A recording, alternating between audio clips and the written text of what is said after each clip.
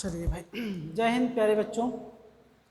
प्यारे बच्चों, पाठ प्रस्तावना के कुछ बेसिक से कॉन्सेप्ट है जो आप लोगों को मैं समझाना चाहता हूँ, बताना चाहता हूँ आज।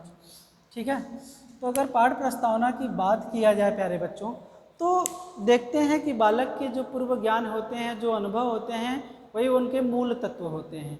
क्योंकि इन्हीं मूल तत्वों के आधार पर ही हम बच्चों को कहीं ना कहीं नवीन ज्ञान से परिचय कराते हैं और नवीन ज्ञान के आधार पर ही हम संपूर्ण विकास कहीं ना कहीं कराना चाहते हैं बच्चों का।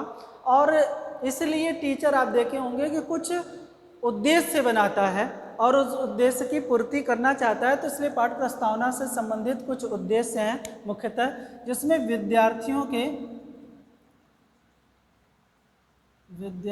के ध्यान केंद्रित कराना,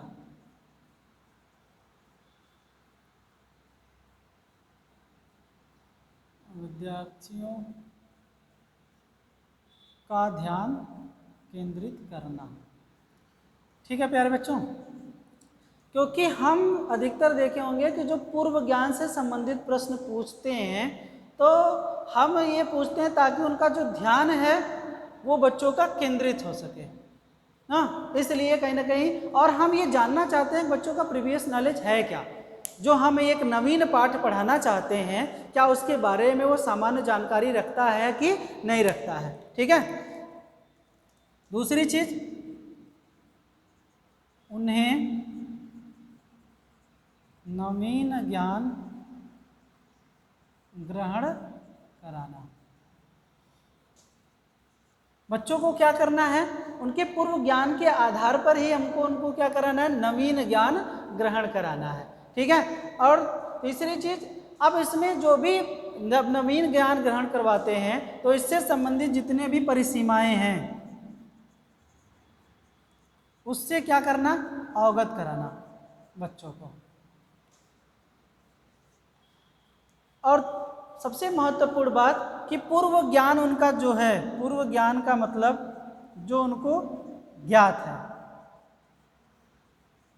ठीक है, जो ज्ञात है उससे उनको नवीन पाठ का मतलब कह सकते हैं जो उनको ज्ञात नहीं है, अज्ञात है, उससे अवगत कराना होता है। क्योंकि बच्चों के पूर्व ज्ञान, किसी भी टॉपिक पे जो हम टॉपिक लेके आते हैं तो उससे पूर्व ज्ञान से संबंधित हम प्रश्नों का निर्माण करके लेके आते हैं ताकि हमको नवीन पाठ पढ़ाने में आसानी हो, उनको अवगत करा सके।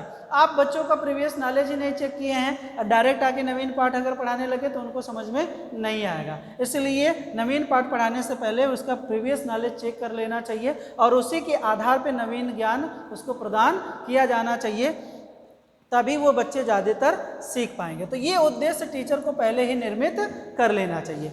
अब देखेंगे पाठ प्रस्तावना कौशल के द्वारा हम बच्चों को ये ध्यान रखते हैं कि शिक्षक जो भी प्रस्तावित जो पाठ होता है वो पढ़ाने जब जाता है तो सबसे पहले ही उसको क्या कर लेना चाहिए, नियोजन कर लेना चाहिए, प्लानिंग कर लेना चाहिए कि हमें बच्चों को कक्षा, आयु स्तर, उनकी मानसिक क्षमताएँ क्या है, ये निर्धारण करने के पश्चात ही कक्षा में हम उपस्थित हों।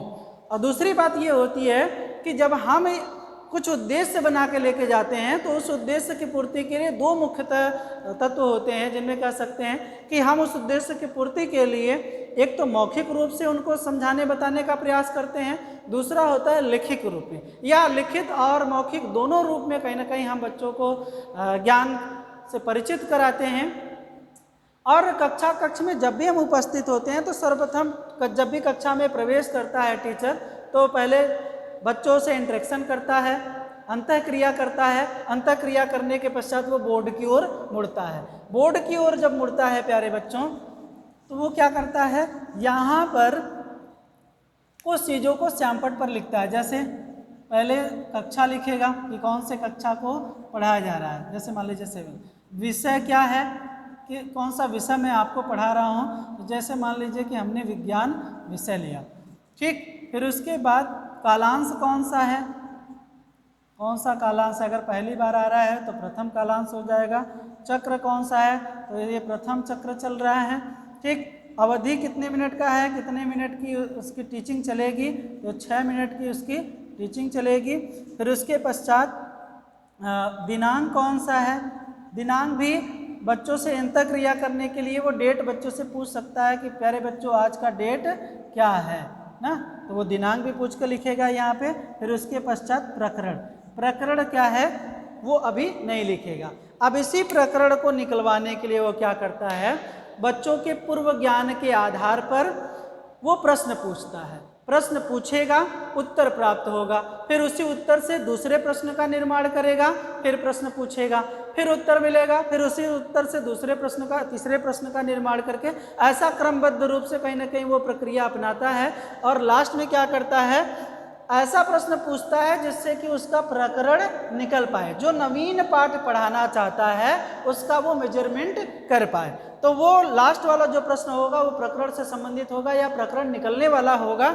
और लास्ट में जब बच्चे ही उसका उत्तर दे पाते हैं तब उस प्रकरण का वो उद्देश्य कथन करता है कि बच्चों आज हम लोग बल नामक पाठ का अध्ययन करेंगे। विज्ञान में मान लीजिए एक बल टॉपिक है, उसका अध्ययन आज हम करेंगे। ऐसा संबोधन करते हुए कहीं ना कहीं वो क्लास को बताता है प्यारे बच्चों। तो अब इसमें क्या किया गया है, अब जो नवीन ज्ञान उसको देना है वो कहीं ना कहीं उनके पूर्व ज्ञान के आधार पर ही नवीन ज्ञान से अवगत कराएगा। अब क्योंकि उसको पढ़ाने में आसानी होती है, उसको पता चल गया कि बच्चों का प्रीवियस नॉलेज क्या है।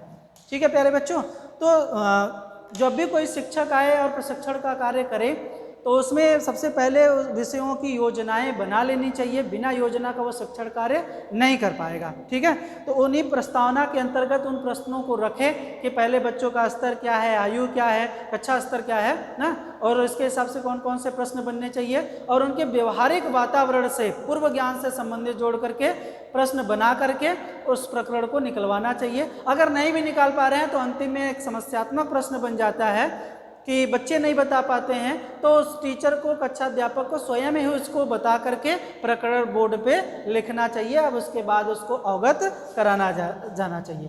ठीक है, तो ये बिना प्लानिंग का कहीं ना कहीं नहीं हो पाएगा प्यारे बच्चों। ठीक है, फिर उसके बाद है पाठ प्रस्तावना कौशल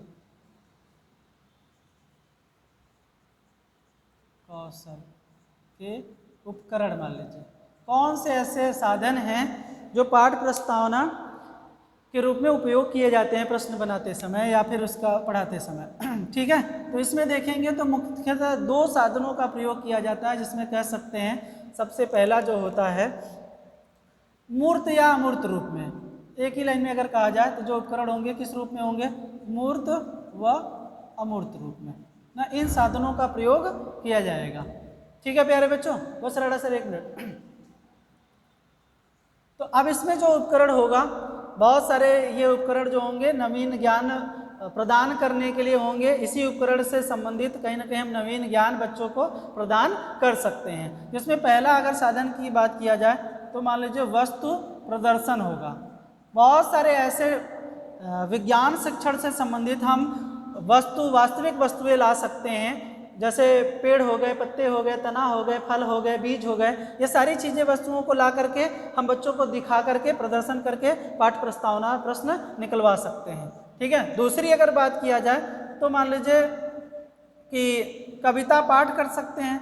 हिंदी वाले बच्चे अधिकतर देखे होंगे तो कविता पाठ करके भी प्रश्न पूछते हैं। ठीक है, श्यामपट्ट लेखन भी कर सकते हैं या श्यामपट्ट पर चित्र भी बना सकते हैं, तो श्यामपट्ट पे चित्र बना के भी प्रश्न पूछा जा सकता है।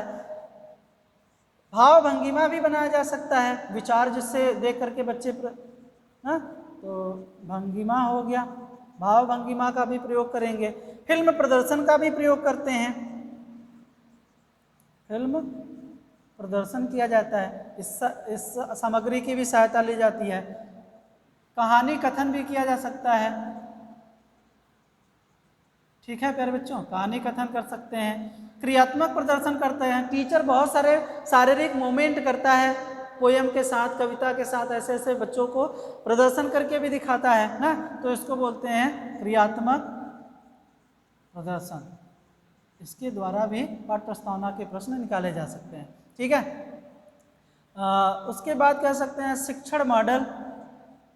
शिक्षण मॉडल में प्रतिमान होते हैं ना, इसकी भी सहायता से कहीं ना कहीं, तो ऐसे बहुत सारे मूर्त अमूर्त के रूप में सहायक सामग्रियां हैं या उपकरण हैं जिसके सहायता से हम क्या कर सकते हैं, बच्चों से प्रश्न पूछ सकते हैं और उसका उत्तर प्राप्त कर सकते हैं। ठीक है प्यारे बच्चों, और इसके साथ साथ अगर देखा जाए तो कक्षा में प्रवेश करने के पश्चात आप देखेंगे तो टीचर जो होता है इन सब सामग्रियों का पहले ही निर्माण कर लेता है।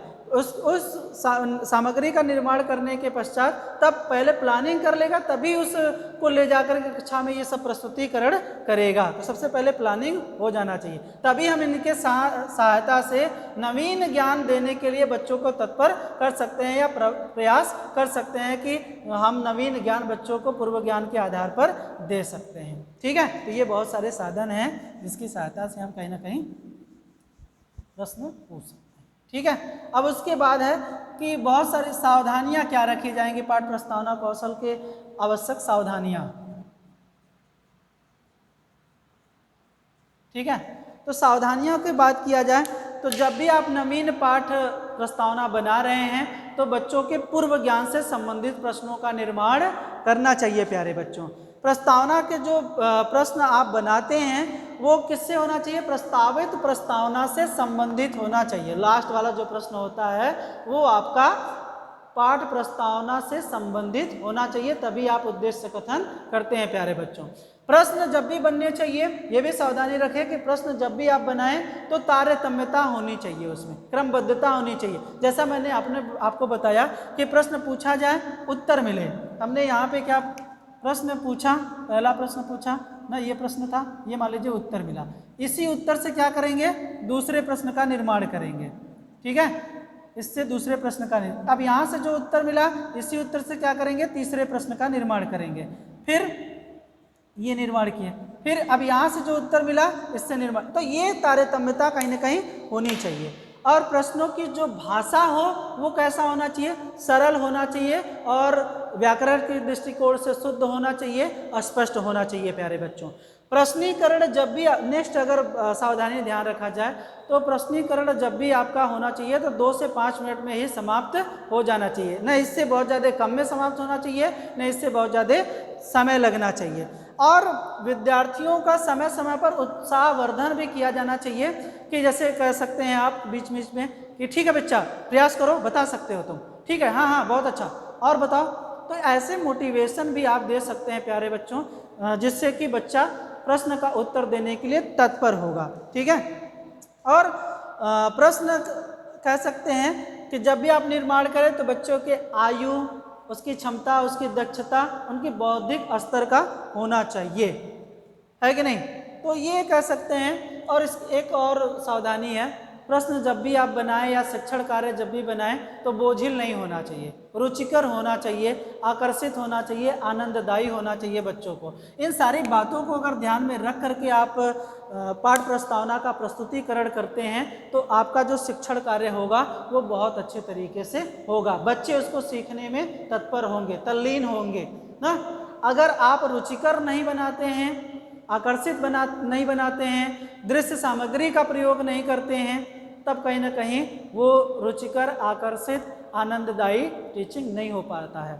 एक और लास्ट में बात बताऊंगा सावधानी में कि टीचर को हमेशा उत्साह होना चाहिए, शिक्षण करते समय टीचर के अंदर एनर्जी होनी चाहिए, उत्साह होना चाहिए। अगर टीचर ही उत्साहित नहीं है, सही ढंग से प्लानिंग नहीं कर रहा है, सही ढंग से प्रस्तुतिकरण नहीं कर रहा है, सही ढंग से प्रश्न नहीं पूछ रहा है, फीडबैक भी अगर नहीं दे रहा है, रीइंफोर्समेंट अगर प्रदान नहीं दे रहा है, तब भी कहीं ना कहीं आप कह सकते हैं कि टीचिंग या पाठ प्रस्तावना का प्रभावशाली तरीके से नहीं हो पाएगा। तो इसलिए प्यारे बच्चों, इन सब बातों को ध्यान में रख करके आपको शिक्षण करना पड़ेगा, तभी आप कहीं ना कहीं अच्छे ढंग से कर पाएंगे शिक्षण का कार्य। ठीक है, तो आज के लिए इतना रखते हैं, धन्यवाद।